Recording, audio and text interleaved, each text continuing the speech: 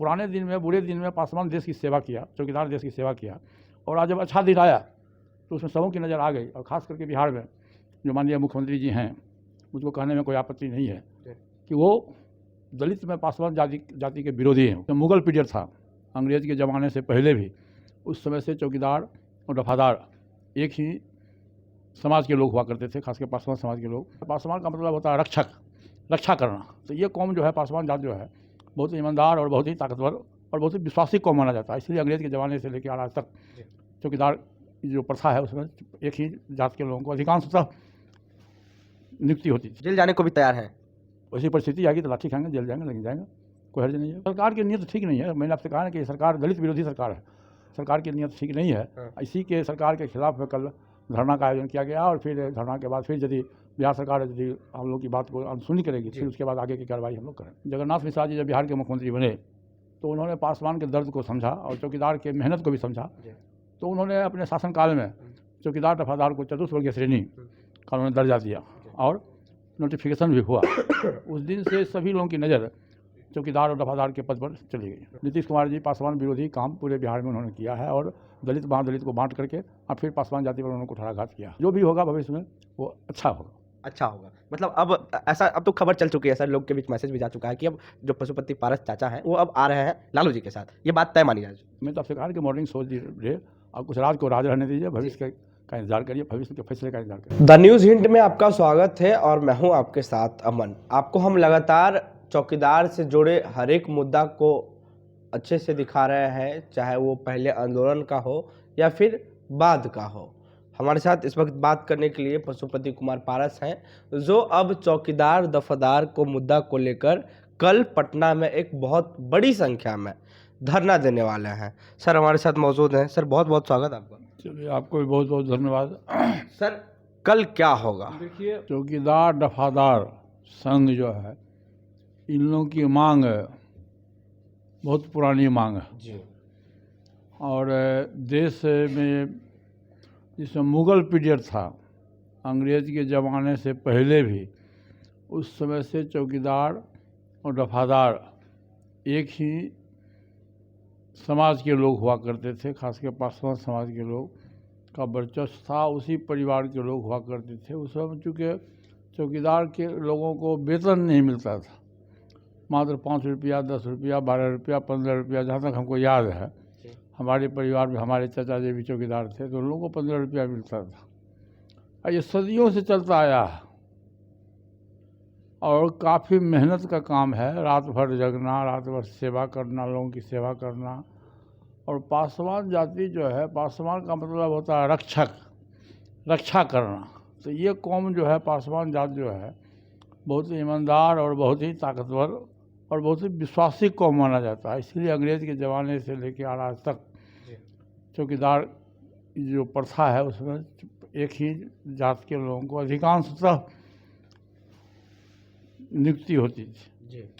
जब बिहार में जगन्नाथ मिश्रा जी जब बिहार के मुख्यमंत्री बने तो उन्होंने पासवान के दर्द को समझा और चौकीदार के मेहनत को भी समझा।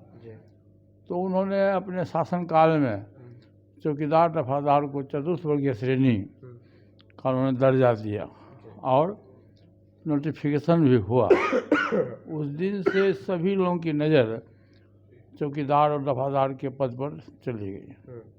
मेरा कहना यह है, और चौकीदार जो संघ के लोग उनका कहना यह है कि जैसे सरकारी नौकरी में आप सेवानिवृत्त होते हो तो उसके परिवार के लोगों को जो उसका उत्तराधिकारी है उसको इसका अधिकार मिलता है, लेकिन बिहार सरकार इस अधिकार से वंचित कर दिया।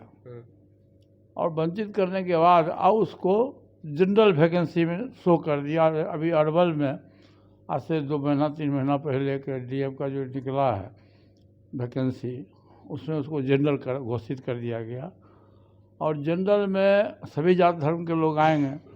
पुराने दिन में, बुरे दिन में पासवान देश की सेवा किया, चौकीदार देश की सेवा किया, और आज जब अच्छा दिन आया तो उसमें सबों की नज़र आ गई। और ख़ास करके बिहार में जो माननीय मुख्यमंत्री जी हैं, मुझको कहने में कोई आपत्ति नहीं है कि वो दलित में पासवान जाति के विरोधी हैं। आपने देखा होगा कि जब वो सत्ता में आए तो उसी से उन्होंने संविधान के विरुद्ध उन्होंने दलित और महादलित बिहार में बनाया, जबकि संविधान में ऐसा जिक्र कहीं नहीं है, दलित और महादलित का जिक्र कहीं नहीं है, फिर भी उन्होंने बनाया। और दलित समाज का जितनी सुख सुविधा स्टेट गवर्नमेंट के द्वारा वो महादलित समाज के लोगों को दिया, जिसके नतीजा ये हुआ कि समाज में आपस में बेमनस पैदा हो गया। दलित में भी 2 भाग 3 भाग 4 भाग बट गया, क्रीमी लेयर हो गया, क्या क्या हो गया। तो समाज को बांटने का काम उन्होंने किया। उसी के विरुद्ध में कल गर्दनी बाग में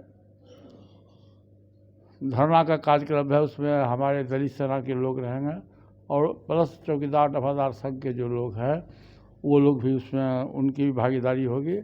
और उस बहाने हम लोग बिहार सरकार से मांग करेंगे कि आप अपने आदेश को, जो आदेश है चौकीदार दफादार संघ के खिलाफ में, उस आदेश को आप वापस लीजिए और पुनः पहले की तरह चौकीदार दफादार के अधिकार को आप दीजिए और उसके परिवार में जो लोग सेवानिवृत्त होते हैं आप उनको सरकारी नौकरी में बहाल करिए। आप नीतीश कुमार का जिक्र किए सर कि वो पासवान के विरुद्ध काम किए हैं, ऐसा आप बोल रहे हैं सर, तो लेकिन वो दलित और महादलित तो किए ही हैं, लेकिन ये चौकीदार का जो मामला है वो क्या पार्टी पॉलिटिक्स के चलते या गठबंधन के प्रेशर के चलते? नहीं, गठबंधन तो आज हुआ है, गठबंधन से उसका कोई लेना देना नहीं है, गठबंधन से उसका लेना देना नहीं है। लेकिन इतनी बात तय है कि नीतीश कुमार जी पासवान विरोधी काम पूरे बिहार में उन्होंने किया है और दलित महादलित को बांट करके और फिर पासवान जाति पर उन्होंने कुठाराघात किया। सर एक सवाल है, जब पासवान समाज और या फिर चौकीदार दफादार समाज सड़क पे थे, उस वक्त भी आपने लगातार पत्रकारों से बात करते हुए कहा था कि हम इस मामले को उठाएंगे, लेकिन उस वक्त भी नहीं सुना गया। आखिर सरकार क्या चाहती है? सरकार की नीयत ठीक नहीं है। मैंने आपसे कहा ना कि सरकार दलित विरोधी सरकार है, सरकार की नीयत ठीक नहीं है। इसी के सरकार के खिलाफ कल धरना का आयोजन किया गया और फिर धरना के बाद फिर यदि बिहार सरकार यदि हम लोग की बात को अनसुनी करेगी फिर उसके बाद आगे की कार्रवाई हम लोग करेंगे। एक सवाल ले लेते हैं, पॉलिटिकल सवाल। सर लालू प्रसाद यादव से आपकी मुलाकात हुई है, क्या बातचीत हुई थी दोनों के बीच? 15 तारीख को मेरे यहाँ दही चूड़ा का भोज था जी, उसमें मैंने सभी दल के लोगों को निमंत्रण दिया था। कुछ दल के लोग आए, कुछ दल के लोग नहीं आए। आदरणीय लालू प्रसाद यादव जी बीमार रहते हुए हमारे दरवाजे पर आए और उन्होंने हमारे मान और सम्मान में बढ़ोतरी किया और मुझको काफ़ी खुशी हुई कि उस परिस्थिति में भी वो आए। अब उसको राजनीतिक गलियारे में बहुत तरह की चर्चाएं हो रही है जी, कि एनडीए गठबंधन से अलग होकर के इंडिया गठबंधन में चले गए पारस जी, ये हुआ वो हुआ। इसी बात है। अभी देखिए, हम 31 मार्च तक सबसे पहले हम अपने पार्टी के संगठन को मजबूत करेंगे जी।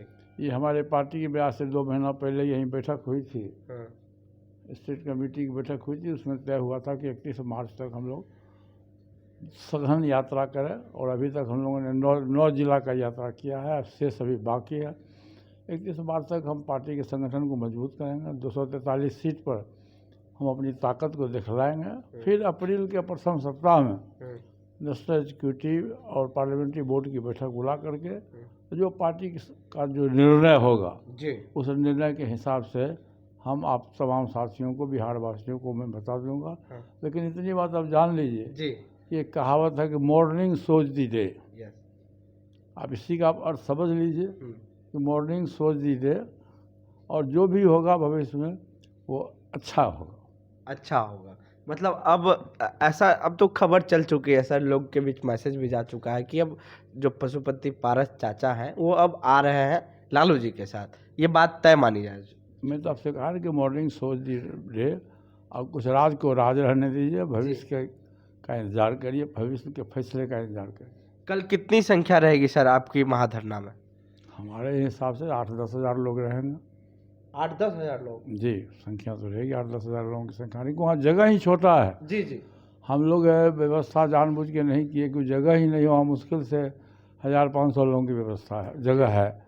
फिर भी काफ़ी संख्या में बिहार से हमारे पार्टी के लोग, दलित सेना के लोग आ रहे हैं, प्लस चौकीदार दफादार संघ के लोग भी आ रहे हैं।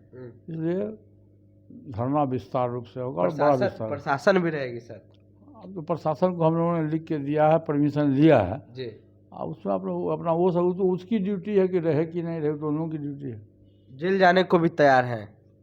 वैसी परिस्थिति आएगी तो लाठी खाएंगे, जेल जाएंगे, लेकिन जाएंगे, कोई हर्ज नहीं है।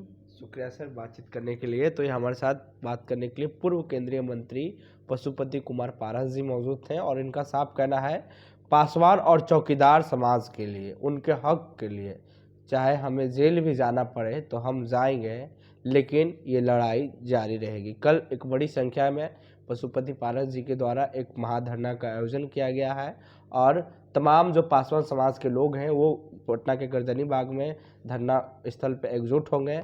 हम और बात किए लालू यादव के साथ क्या बातचीत हुई, उस मुद्दे पे भी बात किए। बाकी आपकी क्या राय है, प्रतिक्रिया दें नीचे कमेंट बॉक्स में। फेसबुक पे देख रहे हैं वीडियो को शेयर कर लें, यूट्यूब पे देख रहे हैं हमारे चैनल को सब्सक्राइब कर लें। द न्यूज़ हिंट के लिए अमन, पटना।